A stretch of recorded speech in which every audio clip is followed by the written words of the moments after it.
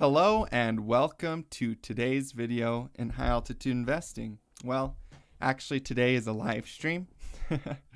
So welcome all the viewers. It looks like we have begun the stream. I'm still getting used to YouTube's new streaming setup and software. It's a little different than what I used to use, but I think that I got it all sorted and working here. And it looks like my title is working as well. So welcome, you guys. It's a Friday. I love Fridays, one of my favorite days, and probably my favorite day to do these live streams. I have a new personal schedule for high altitude investing in my plans, so you guys can be expecting live streams on Fridays continually unless I get sick or something. But for the most part, you guys can be watching for these live streams. Some interesting stuff has been happening in the crypto markets lately.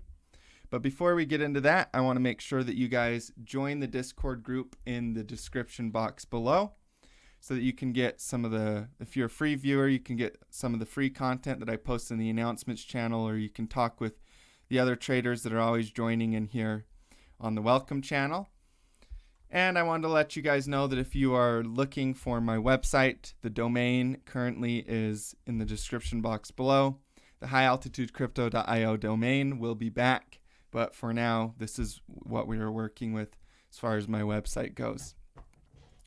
So yeah, welcome everybody. Go ahead and let me know in the live chat how the audio and video is doing.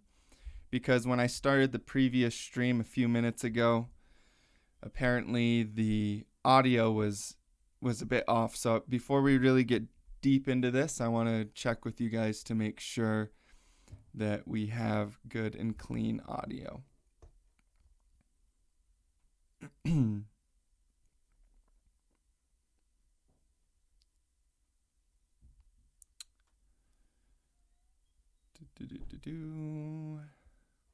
So if somebody in the live chat of the YouTube channel or the YouTube stream could just let me know and go ahead and do that.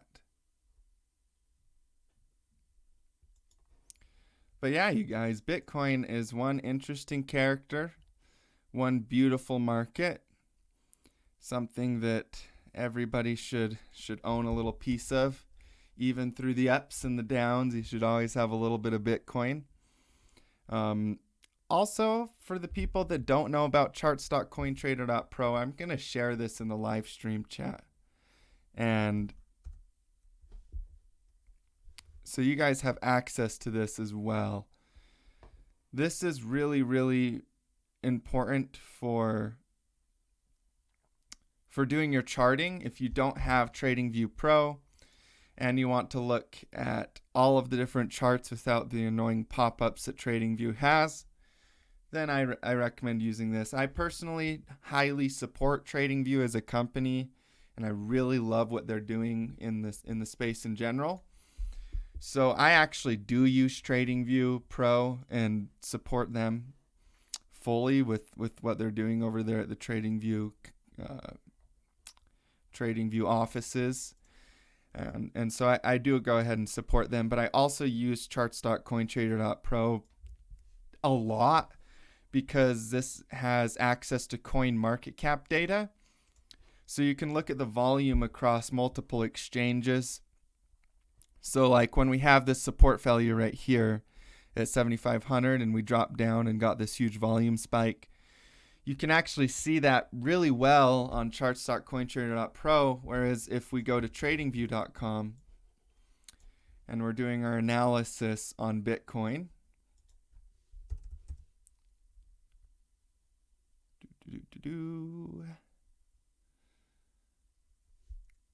come on, Bitcoin, pop up here. Here we are. If we're doing our analysis on Bitcoin, you can click on Bitcoin versus the US dollar, but it's specific to certain exchanges. So it doesn't have a compilation of all the volume across the board. And so that's what I really like about the charts.cointrader.pro is you can look at any chart versus Bitcoin versus the dollar, and you can see the volume profiles, and it's pretty nice to know across the map, across all those exchanges, what is going on with the volume profiles.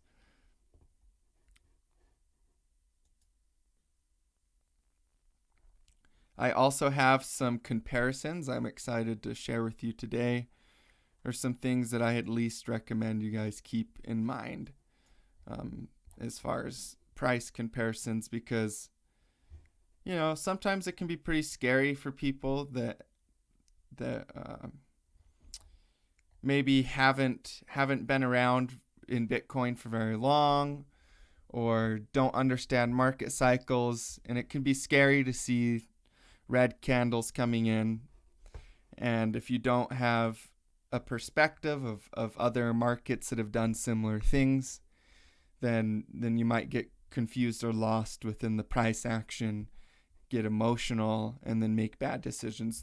One of the biggest things that I teach across my channel and in the VIP groups, and what I really, really go in depth in the Elliott Wave Power Series, is emotion, human emotion. And trust me, I've been in Bitcoin since, I've been trading and investing in Bitcoin, really investing in it since 2015, and started trading in it around 2016 when we started to get this breakout.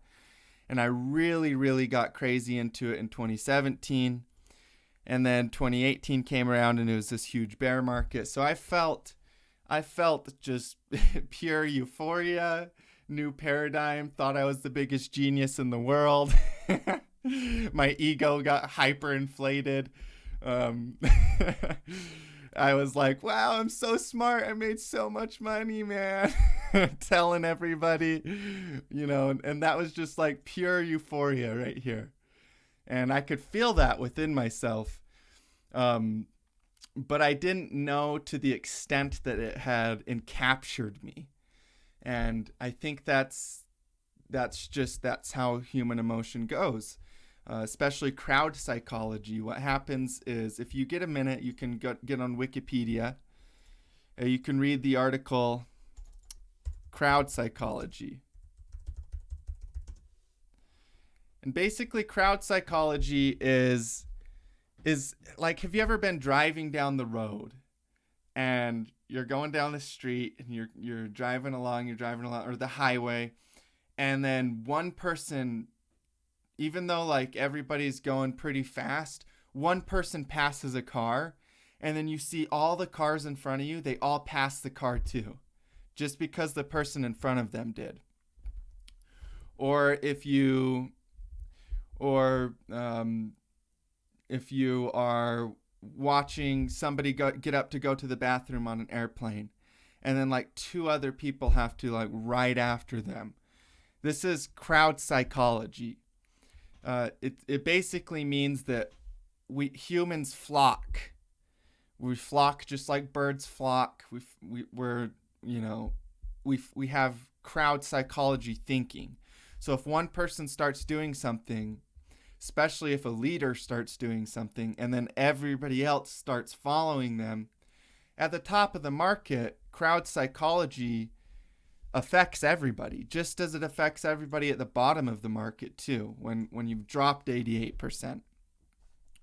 So what happens right here is the crowd psychology is everyone's bullish.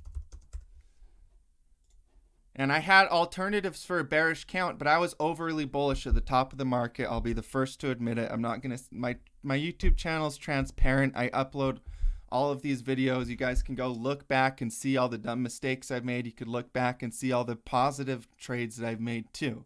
It's the point of this channel is documentation of my personal trading strategies. They get better as I go. I get more confident as I go. But I will be fully honest with you guys when I say that I was overly bullish at the top of the market and crowd psychology was fully affecting me. Now I did at the bottom of the market right here, I did not fall into the trap of being overly bearish. But most people in crowd psychology were overly bearish at the bottom of the market. I have studied enough about market psychology and market cycles to know that once this bear had started, there would definitely be a bottom to it. So I was just working on Elliott wave counts and going across different probability, different possible outcomes. And I'll show you guys the chart that I made at the bottom of the market. We'll just go ahead and, here it is. So this is the one that I posted on TradingView publicly for people to see. And this was the WXYXZ correction when we were at 3,800 per coin. And then I posted a watch for a breakout because there's bullish divergence and a very good opportunity to see the bullish move.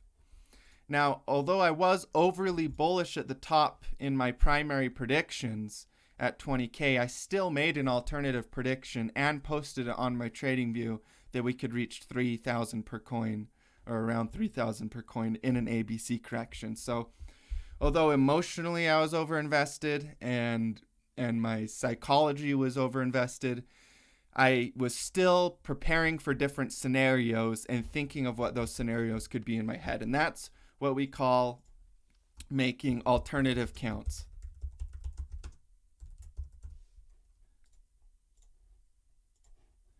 So this is what helps with crowd psychology, is if you're making alternative counts. Now, if you're an Elliott wave trader, we call them alternative Elliott wave counts. If you're just a trader in general, it's just having a different strategy for whether the support fails and it goes lower or whether it breaks out and goes higher. And one of the best examples I can have of this is when we were at the support level that we had bounced on all through 2018. This is where we could have either broken out of this triangle pattern, this little triangle pattern that formed right here in the market. We could have done a bullish breakout of that and went to 14K because we would have had the momentum to go to around 14,000 per coin. But instead, we had an alternative prediction of it doing a WXYXZ and going lower, but we had our stop losses set at 5,900. And that's because 5,900 was this major support level right here that we had bounced on all throughout that year. So it's just being aware of both potential outcomes, making a plan for it, and then whatever one happens is what you can go ahead and do with your money after that. But if you don't know that it can go either way, if you don't know that it could do both things, you're going to get scared. You're probably going to emotionally sell your Bitcoins. You're going to fear of missing out on a bear move and maybe short at the bottom. There's lots of different potential outcomes that could happen. So to avoid that emotion, to avoid that crowd psychology, make multiple trading plans, understand multiple outcomes and multiple potentials. And then bet your money on good trade setups that you see. But if that trade setup doesn't go the direction that you want it to, have a plan for managing your risk, a stop loss or something like that. So in my VIP group, in the Discord group, I posted before we actually failed this support level that a good spot to put a stop loss would be right here. And that stop loss was at 7,300 per coin. Just like I posted that if you have capital in the market up here, when we were doing all of this stuff, I also posted and mentioned in one of my videos that a good stop loss would have been right here. And sure enough, that support failed and we dropped. We came up and rejected off that as resistance. And then we fell to support. So using stop losses,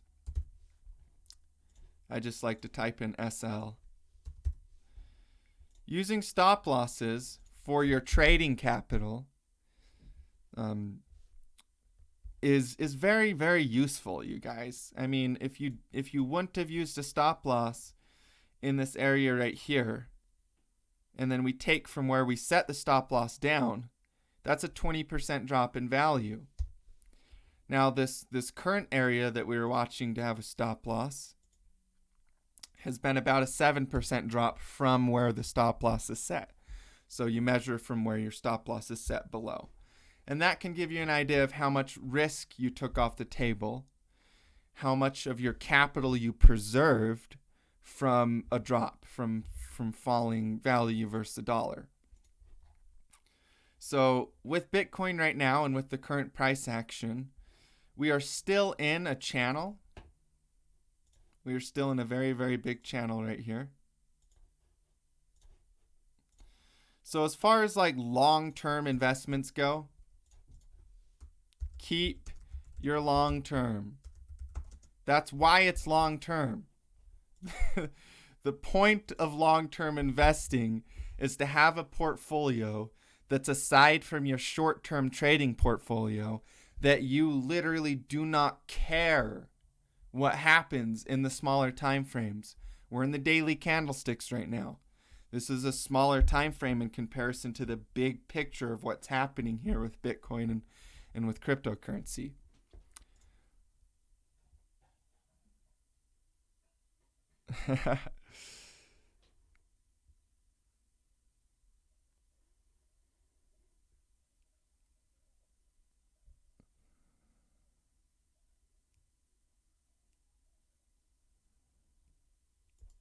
So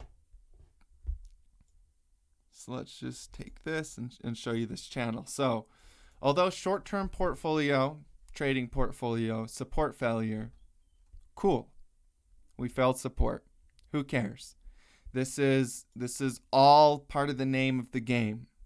You're going to make some money in some places. You're going to lose some money in other places. Risk management and capital preservation. Play on the defense.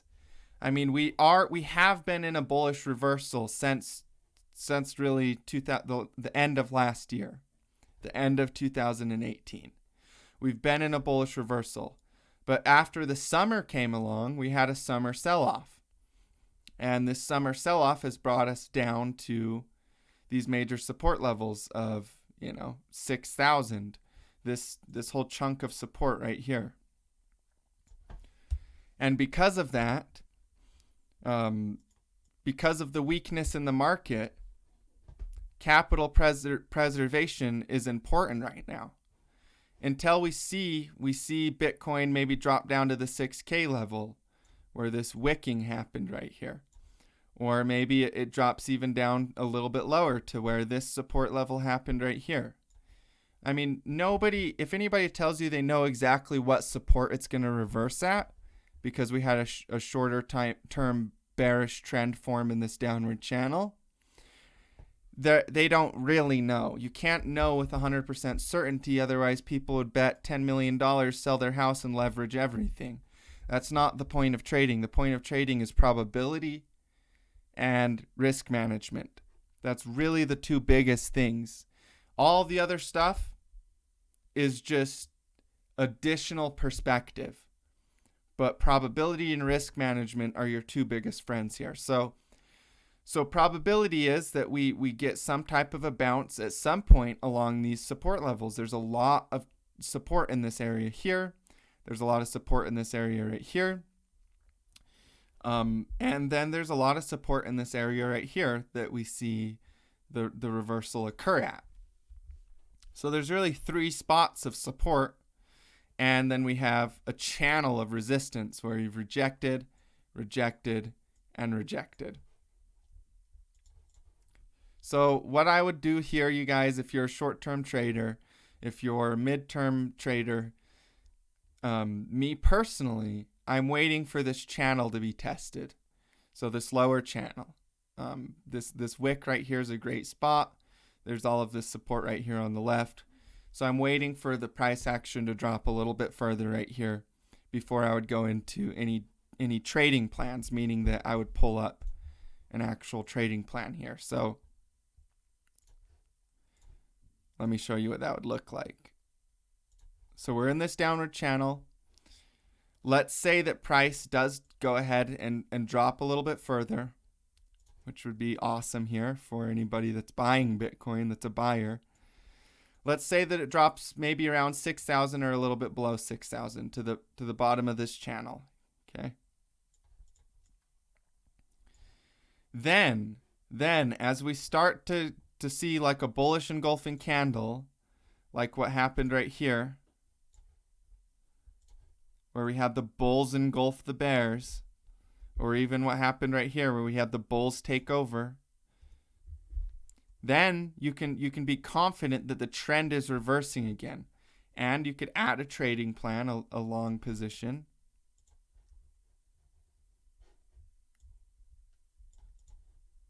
With a target and a stop loss, you know? And you'd have a great risk to reward ratio on all of this support. And you would be buying near the bottom of the channel, and you could set pretty nice targets out of this huge bull flag, because the bull flag is still forming. It can drop, and the bull flag is still forming here. So that's kind of what I'm looking at here with Bitcoin. Yes, the market's dropping. Yes, we failed the support level. No, we did not break out of this resistance level of the top of the flag. So we did not get a confirmation of the bull returning quite yet. But do I think that this is going to be prolonged all through 2020? No. I don't think that we're going to be bearish all through 2020. I don't think that this is going to be a prolonged bearish move. I think that this is a corrective phase that happened after a huge pump. I mean, look at this. 349% on the upside. So if we drop to the 618, or we drop 50%, or we drop 60%, 50 or 60% here, it's not that crazy for us to do that after that type of a move. So let me show you an example of another market that looks kind of like how Bitcoin looks today, that can give you some I don't want to use the word hope, give you some perspective on what happens in a one wave after a new cycle. So we know that this is new paradigm, we know that this is depression, and we know that all of this is probably disbelief. People are in disbelief that another cycle is going to come, another bullish move in the whole market. So this right here is a one wave in Elliott wave theory. Let's just pull back over right here. This right here is a one wave. One, and we're forming a two. One and a two. An L8 wave, and then we're going to be able to do those 3, 4, and 5. Now, I'm just dropping these up here so that I can complete the thing. I'm not putting exact price projections, but I'm just showing you that this right here is a 1 and a 2. So that's a 1 and a 2 wave. Now let's look what happened in other markets that have done a similar cycle as Bitcoin, where we have a huge pump on the upside, then we have a gnarly retrace on the downside, and then we have a relief rally where the bearish movement gets relieved, and then we fall back down, and we go from a bear market translating from a disbelief phase into a bullish market where everything's just going crazy again. And the money is where it feels like Christmas if you're in crypto. So let's look at this type of movement because it's happened in lots of markets in the past. So let's go ahead and pull up one of my favorite examples of this type of bullish bearish translation.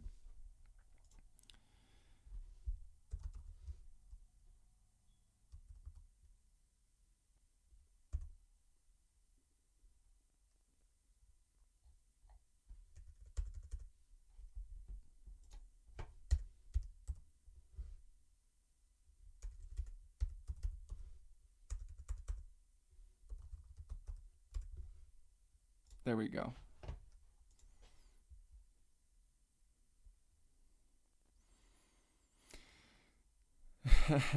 Malcolm Gladwell. I think Bitcoin could hit as low as $5. Fiat money represents our human energy, not Bitcoin made from graphics cards. Okay, so I'll have an argument for that in just a second. But, yeah. Let's just start by going over here and showing you this example of Bitcoin.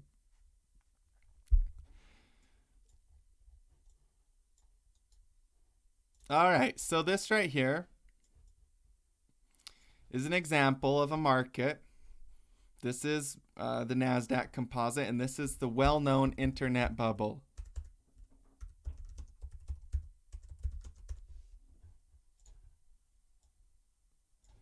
This is where everybody was like, woo, this is the dot-com era. We're all going to be millionaires. We're all going to buy Lamborghinis.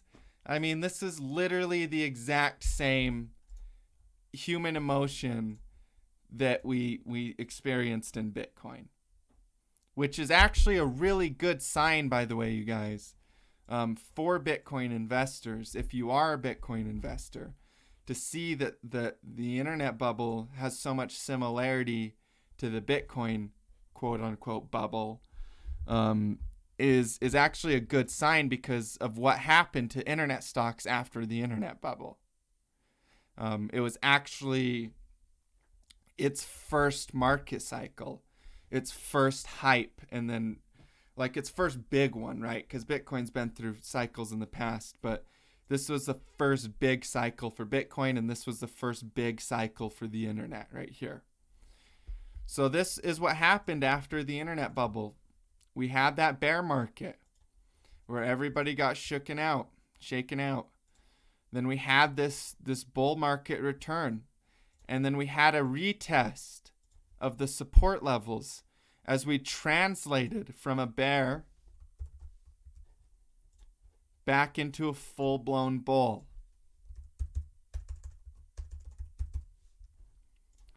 So the price action that we're seeing in Bitcoin right now really, to me, reminds me quite a lot of the price action that's happened in the NASDAQ in the past. Now, I'm not sure about percentages. I don't know if the percentages are the same. The upside percentage was a little less. And the downside percentage was about 56%. So we do have similar percentages. Bitcoin saw a little bit of a stronger percentage on the upside, about double the upside. And it looks like we could go 56 to 60% on the downside as we find support in these areas on the left-hand side. So to me, this is all just very similar to the translation from a bull to a bear market, where it's shaking out all the people that thought the bull was just going to instantly moon, and getting ready for that true reversal in the market where we go up for new all-time highs. And that's what I do expect Bitcoin to do, you guys. I'm in Bitcoin for the long haul. And I firmly see Bitcoin going up above the $20,000 level again. Now let's discuss your prediction of your mention of Bitcoin going to $5. So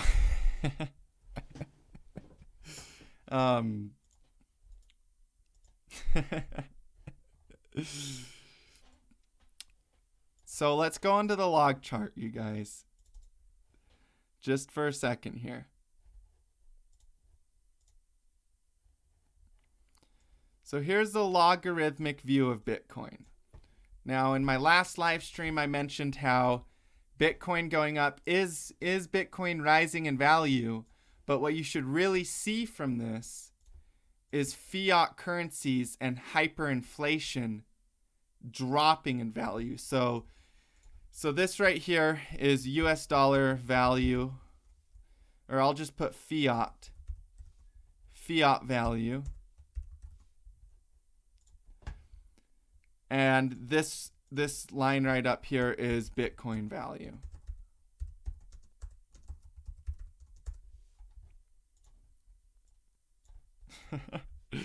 So yes, Bitcoin has been increasing in value since 2013 and since 2011, since it was added to exchanges, and since it was invented around the 2008 crash. it's been going up in value, but what this really represents more than anything is inflation and hyperinflation. So Venezuela, for example. Venezuela's currency completely hyperinflated to the point that they had to just invent a new one. They're like, okay, our last one is worth nothing and you guys can start your fires with it. So we're just going to make a new one and pretend it has value for a little while too. And this is because of hyperinflation. It's because of printing. It is true that when you have a certain degree of power, this power can be blinding. It's not even like it's some of this is intentional. Some of it is politicians intentionally being evil, but a lot of it isn't even intentional.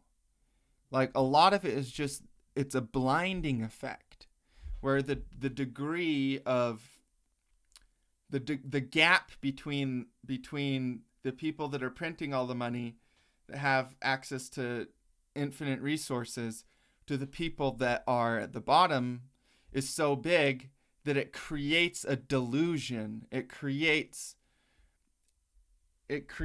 a misunderstanding, and it's not even fully intentional. It's just a fact of human psychology.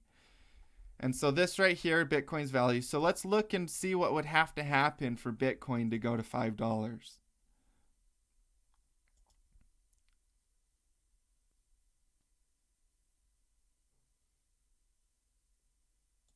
Actually, we'll measure from the peak because that's the all-time high.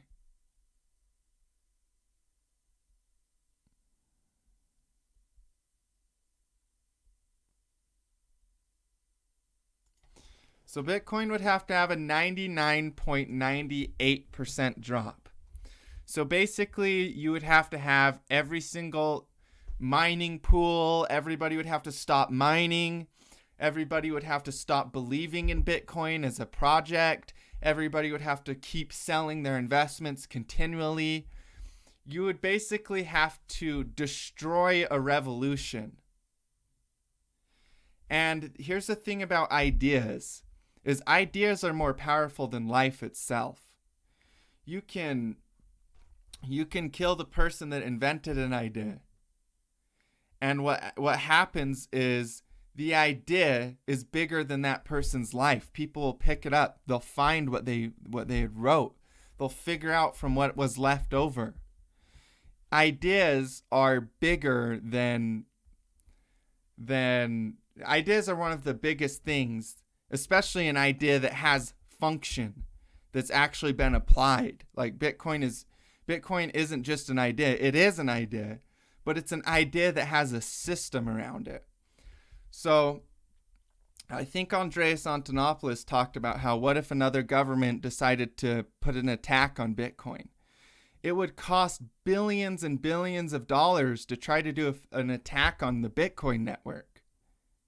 And then all that would happen from it is they would rewrite the code, kick the people off the network that were trying to attack it, and they would only be able to make one duplicate transaction. So you can't really attack Bitcoin. It's a network. It's bound by the blockchain. So for Bitcoin to go to $5, to me, is way more ridiculous than Bitcoin going to 100,000. A 99.98% drop would mean that we'd have to have a complete reversal in everybody's beliefs on Bitcoin, a complete trend reversal. People would have to stop printing US dollar. Venezuela and other countries that are creating fiat currencies that are inflating would have to stop inflating their currencies. You'd have to have a global consensus to try to stop it. And you guys, you can't even get two people to agree on what the best hamburger at McDonald's is. So try to get a world to agree on stopping a revolution. Like, you can't stop something that's already happened. Once the ball is rolling, that snowball effect will continue to snowball. and it's like a virus. Bitcoin is literally like a virus for people's minds. Once it starts taking effect, it grabs hold and like you can't get away from it. So yeah, so the percentage for Bitcoin to go to $5 is quite ridiculous. The percentage for Bitcoin to go to 100,000, even if it drops to 4,000, is only 2,000%. 2,000% on the upside. You know how much Bitcoin did in the last cycle from the bear to where the bull completed? 11,000%. So 100,000 per Bitcoin is, in percentage terms, is actually quite reasonable. It wouldn't surprise me if we overshoot the 100,000 per Bitcoin mark in the next bullish cycle, but we gotta shake some people out first. We gotta shake people that don't believe out first. We gotta retest. We gotta create a little fear and maybe retest this lower trend line here, drop down to this lower trend line. Like I said, complete this bullish flag structure with a bullish wick where it panics down to the bottom of the flag, retests this huge trend line, and returns to its bullish trend. So that's kind of my thoughts on Bitcoin hitting $5 per coin. Low probability. So Bitcoin, all market profit comes from hype. It's human emotion. Whether you're looking at the NASDAQ right here that has this huge rally in value and then drops and then goes back into a bullish move. This was all hype too. Go watch, take a few minutes and go watch news. Go watch the news that was coming out about the internet at this time. It was hype, it was confusion, everybody was like hyping everything up. All markets are hyped. Amazon, when people talk about Amazon stock, you know how the market got so big? First, people kept buying Amazon, so people kept using Amazon as a place to purchase things.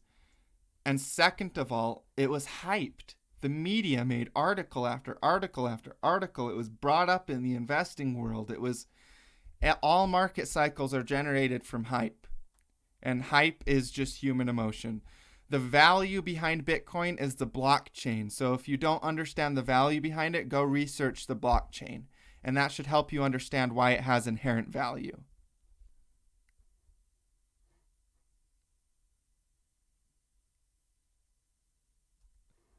So understanding the blockchain itself and how it functions as a security system is where you get the inherent value. But every man to their own opinion. Like it's totally cool to believe whatever you want to believe.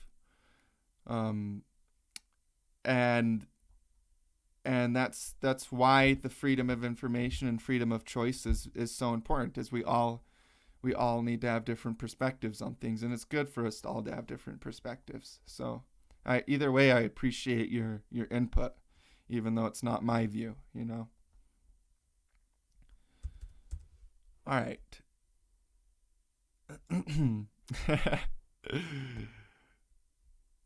So, Litecoin. I'm going to go into a couple altcoins here while we still have a few minutes. By the way, thanks for everybody tuning into the stream. Looks like we got 35 people tuning in so far, so I appreciate every single one of you guys. All right, Litecoin. Litecoin is also falling back onto this lower support. Let's look at the market psychology. Market cycle analysis. This is new paradigm. This is depression. And this is all disbelief right here. So, you guys have seen the market cycle chart many a time, the Wall Street cheat sheet. I don't need to pull it up again. But that's my analysis on Litecoin. Stay in it for the long term. Be in crypto. for the long haul. Because all this short-term price action, all this ups and downs and swings up and down are generated to shake you out. They're painted because of fear and greed. And when people are the most fearful of something is when you should be the most greedy. And when people are the most greedy of something is when you should be the most fearful. This right here in the big picture is a great market cycle setup. One that we've seen in other markets in the past, even in the stock market. There's a chart very similar to this one in the stock market.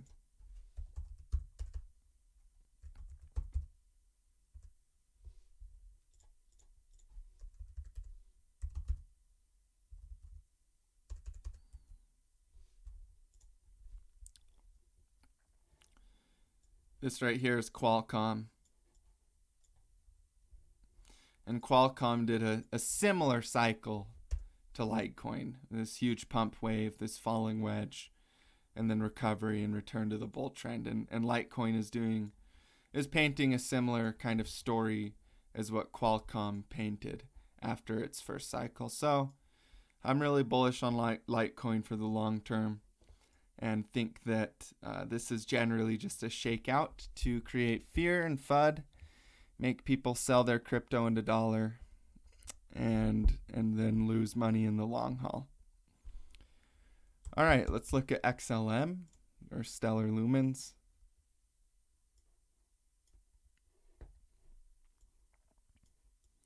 So Stellar Lumens is capitulating. We are probably making the last wave on the downside. It's very possible that we do a failing of the support level, dipping down into the long-term support levels that were generated over here.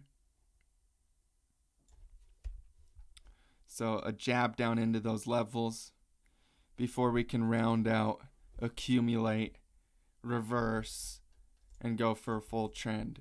So you have to, that's the thing about a reversal, you guys, is it's gonna capitulate, it's gonna round out, and then it's gonna accumulate where it just goes sideways up and down for a long time, and then it will start impulsing. But it has to accumulate before it can impulse again. I mean, let's look at this previous cycle right here. This previous cycle right here, we came down, we dropped, we accumulated, we capitulated. Sometimes the capitulation comes before the accumulation, sometimes the capitulation comes after the accumulation. Either way, you get this accumulation phase right here, you get a capitulation event, and then you start impulsing. So that's the previous cycle, and that's what took us to new all-time highs in Stellar. And then you can compare that to the Bitcoin cycle too. The Bitcoin cycle of 2015. So this one dropped, capitulated, accumulated. So this one capitulated first and then accumulated, and then started impulsing. And those impulses is what took us to 20,000 per coin. So what we're seeing right now is capitulation event right here. Bullish cycle comes back, and bearish disbelief phase comes in, accumulation, breakout. So this one we had capitulation, bull phase shift, accumulation, breakout is the way that I see this one playing out currently. But you could also say that this was all accumulation and that this was the capitulation and this is the beginning of the bull phase. Either way, we're accumulating a lot, which is a good sign for the bulls in the long term. So yeah, you guys, the drop in Bitcoin, it's just another day in crypto. Just another day in these bloody streets. Sometimes they're bullish and everybody's mooning, and everybody thinks we're going to 1 million per coin in a day. And sometimes we're dropping and everybody's flocking and leaving, and they're all selling their dollars. It's just the way these markets go, man. There's always ups, there's always downs, but in the long term, we're in it for the long haul, which means we're betting on the upside, and that's what I think would be best for you guys to consider doing as well.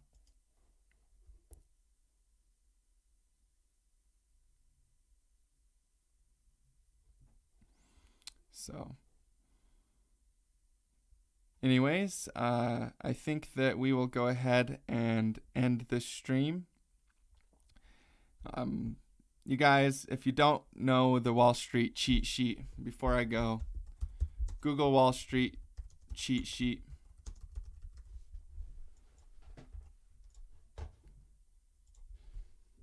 Because a lot of the stuff that you can actually get on trading is free.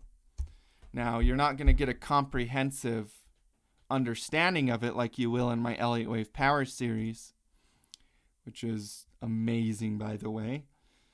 This right here, this Wall Street cheat sheet, is really what's happening here with Bitcoin. This is the euphoria, this is the depression, and this is all disbelief in this channel. So where this channel ends, we don't know. But these 6K levels, these support levels, these lower support levels at 5,500, that's all good, strong support for us to flip out of this and to go from disbelief back into another optimism, belief, thrill, and euphoria.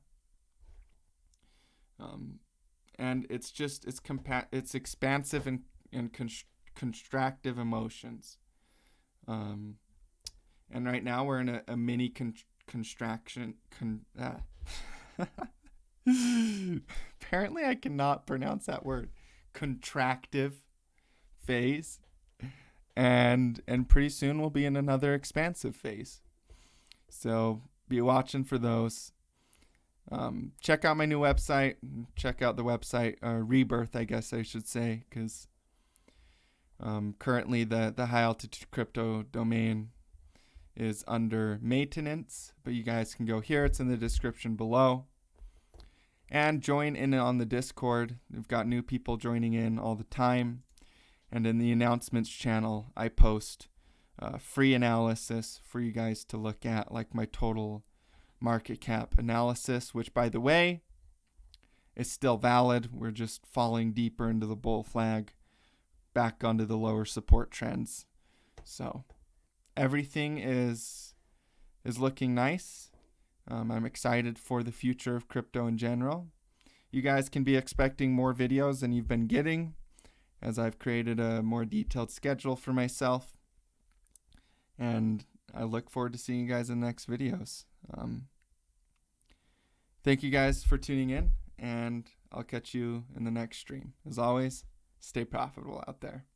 Peace.